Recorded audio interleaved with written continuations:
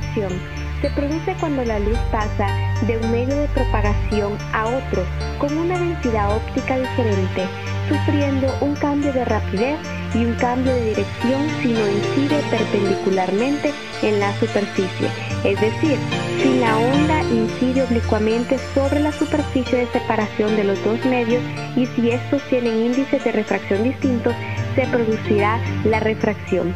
Esta desviación en la dirección de propagación se explica por medio de la ley de Snell, en la cual la relación entre el seno del ángulo de incidencia y el seno del ángulo de refracción es igual a la razón entre la velocidad de la onda en el primer medio y la velocidad de la onda en el segundo medio, o bien puede entenderse como el producto del índice de refracción del primer medio por el seno del ángulo de incidencia es igual al producto del índice de refracción del segundo medio por el seno de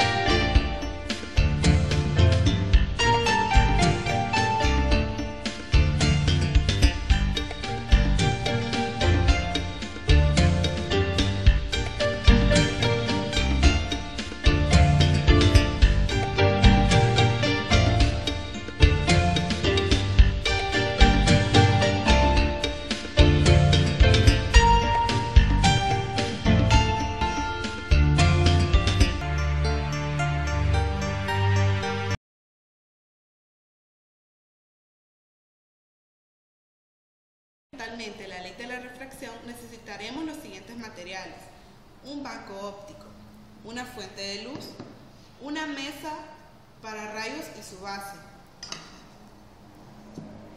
un plato de hendiduras y una máscara de hendiduras con su base. Y ahora, para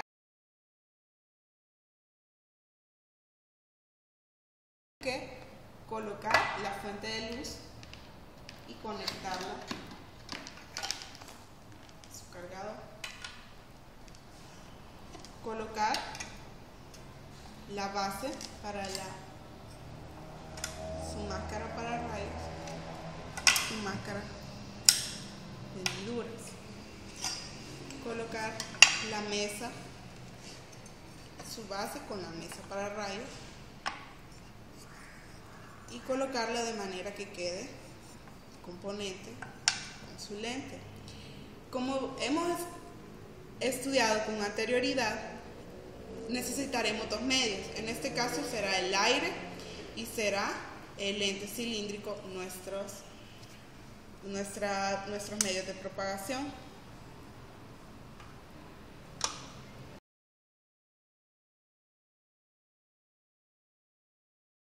Para comprobar que efectivamente la luz cambia de dirección al pasar de un medio a otro, se demostrará la ley de Snell, en donde el ángulo de incidencia de la luz en el primer medio cambia al entrar al segundo medio, dando lugar al ángulo de refracción, el cual será menor que el de incidencia, dado que los índices de refracción para ambos medios son diferentes.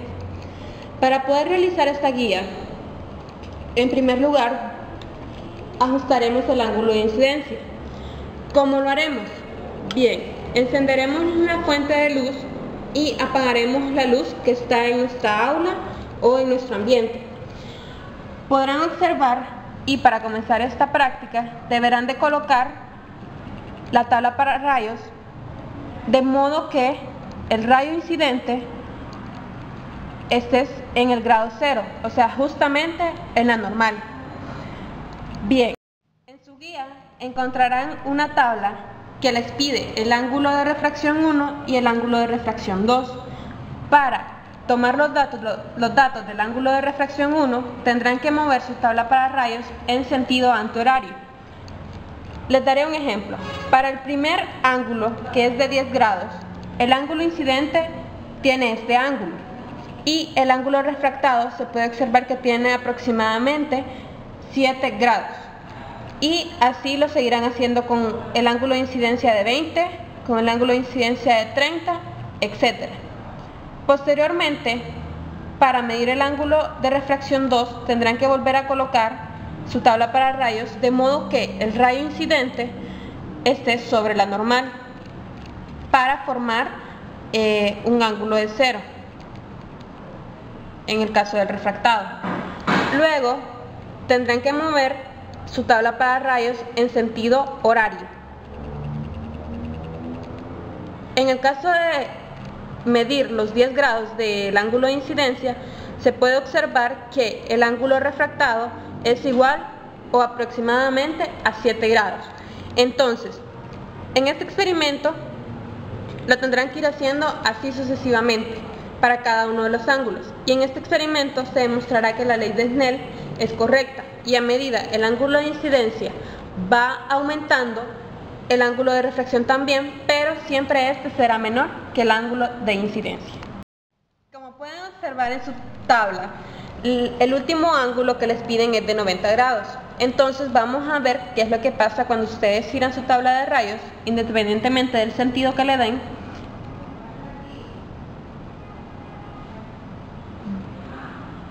Pueden observar que al colocar su tabla para rayos en el ángulo de 90, este se coloca sobre la línea de componente, pero entonces decimos que no hay ángulo de refracción. ¿Por qué? Porque a este ángulo de 90 grados se le llama ángulo crítico, en el cual la ley de la refracción no se cumple, porque este rayo de luz incidente no es refractado, ya que pasa por la superficie horizontalmente y no verticalmente como debería de ser. ¿Qué pasa si nosotros seguimos en el mismo sentido? Y digamos, es cierto, va disminuyendo, pero sigue el mismo sentido con el cual estamos trabajando. En este caso se llevaría a cabo otra de las reglas o leyes de la refracción, que es la reversibilidad, lo cual es un tema que trataremos posteriormente.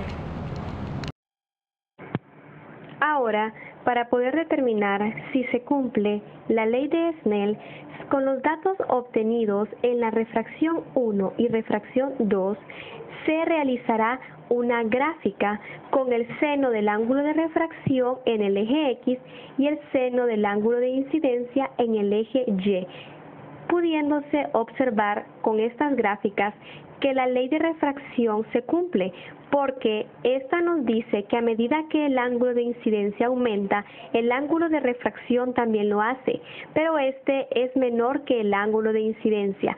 Por lo tanto, al sacarle el seno a los ángulos correspondientes al de incidencia y al de refracción, ocurre lo mismo.